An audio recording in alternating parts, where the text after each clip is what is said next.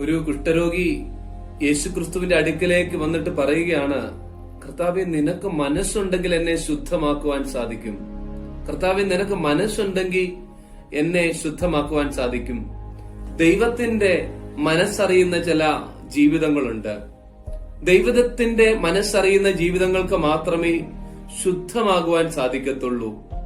പലപ്പോഴും നമ്മുടെ പരിസ്ഥിതിയിൽ നമ്മുടേതായ സ്വാർത്ഥ താല്പര്യങ്ങളുടെ തടങ്കലിലായിട്ട് എന്റെ ഇഷ്ടം ദൈവത്തിന്റെ ഇഷ്ടമാണ് എന്ന് വിചാരിച്ചുകൊണ്ട് അതിന്റെ പിന്നാലെ നമ്മൾ ഇങ്ങനെ ഇറങ്ങിത്തിരിക്കുമ്പോൾ ജീവിതം ആകപ്പാടെ നിരാശ നിറഞ്ഞതായി തീരുകയാണ്. കിട്ടുന്നതിലൊന്നും ഒരു സംതൃപ്തിയില്ല. ജീവിതത്തിൽ നോക്കുമ്പോൾ വസ്തുവകളുണ്ട്, വാഹനങ്ങളുണ്ട്, പരിചാരകരുണ്ട്, കുടുംബമുണ്ട്, എല്ലാമുണ്ട്. പക്ഷെ ഒന്നിലും ഒരു സംതൃപ്തിയില്ല. എന്താണ് ഈ സംതൃപ്തി ഇല്ലാത്തതിന് കാരണമെന്ന് പരിശോധിക്കുമ്പോൾ നമുക്ക് മനസ്സിലാകും, ആത്യന്തികമായി എന്താണോ ലഭിക്കേണ്ടുന്നത് അതിൽ ലഭിച്ചിട്ടില്ല. അതുകൊണ്ടാണ് സങ്കീർത്തനക്കാരൻ പറയുന്നത്, ധാന്യവും വീഞ്ഞും വർദ്ധിച്ചപ്പോൾ അവർക്കുണ്ടായതിലും അധികം സന്തോഷം നീ എന്റെ ഹൃദയത്തിൽ നൽകിയിരിക്കുന്നുവല്ലോ. അല്ലെ? അപ്പം ഒരു രാജ്യം നേടുന്നതിനേക്കാളും ഇഷ്ടം പോലെ ഭക്ഷണ സാധനങ്ങൾ നേടുന്നതിനേക്കാളും സമ്പൽ സമൃദ്ധി ഉണ്ടാകുന്നതിനേക്കാളും ഒക്കെ വലിയ കാര്യമെന്ന് പറയുന്നത് ജീവിതത്തിൽ ഒരല്പം സമാധാനം മതി എന്നുള്ളതാ. അല്പം സമാധാനം മതി എന്നുള്ളതാ. ഇന്ന് മനുഷ്യൻ ഏറ്റവും കൂടുതൽ നഷ്ടപ്പെടുന്നു അതല്ലേ? സമാധാനമല്ലേ? അതുകൊണ്ട് ഈ കുഷ്ഠരോഗി പറയുകയാണ്, കർത്താവേ, നിനക്ക് മനസ്സുണ്ടെങ്കിൽ എന്നെ ശുദ്ധമാക്കുവാൻ സാധിക്കുമെന്ന്. ക്രിസ്തു അവിടെ മനസ്സുണ്ടെന്ന് പറയുക മാത്രമല്ല, അവനെ തൊടുകയാണ്, അവനെ ഒന്ന് തൊടുകയാണ്. അല്ലെ? അവനെ നെഞ്ചോട് ചേർത്തതിന്റെ ഒരു ഫലമാണ് അവിടെ ഉണ്ടാകുന്നത്. ഒരുപക്ഷെ എത്രയോ വർഷമായിട്ട് മാറ്റി നിർത്തപ്പെട്ടവനാണ് ഈ കുഷ്ഠരോഗി. ഈ പ്രത്യേകിച്ച് യഹൂദന്മാരുടെയൊക്കെ ചരിത്രം നോക്കുമ്പോൾ കുഷ്ഠരോഗിക്ക് ഒരു സമൂഹത്തിലേക്ക് പ്രവേശിക്കുവാൻ പോലും സാധ്യമല്ല. ഒരു കുഷ്ഠരോഗി ഉണ്ടെങ്കിൽ ഇതാണ്ട് കുഷ്ഠരോഗി വരുന്നുവെന്ന് വിളിച്ചു പറഞ്ഞുകൊണ്ട് സമൂഹത്തിൽ നിന്ന് മാറ്റി നിർത്തപ്പെടേണ്ടുന്നവനാണ്. കാരണം കുഷ്ഠത്തിന് മരുന്നൊന്നുമില്ല.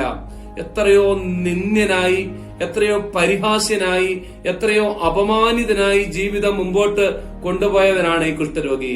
പക്ഷെ ക്രിസ്തുവിന്റെ സാന്നിധ്യം അവനെ തൊടുകയാണ്, അവനൊരു പുതിയ വ്യക്തിത്വം നൽകുകയാണ്.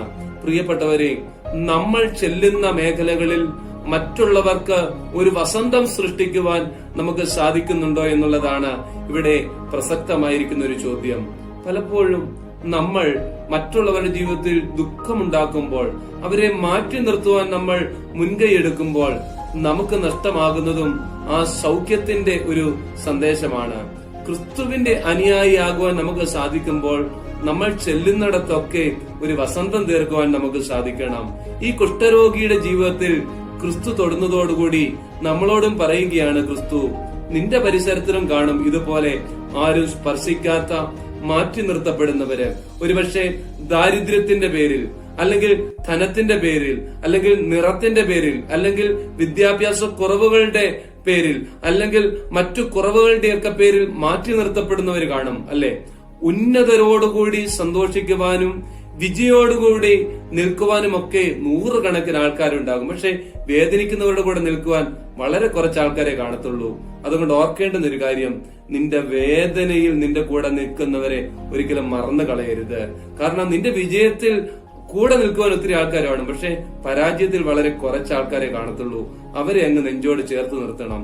ഈ കുഷ്ഠരോഗിയുടെ ജീവിതത്തിൽ അതാണ് കാണുന്നത്. ക്രിസ്തു അവനെ നെഞ്ചോട് ചേർത്ത് നിർത്തുകയാണ്.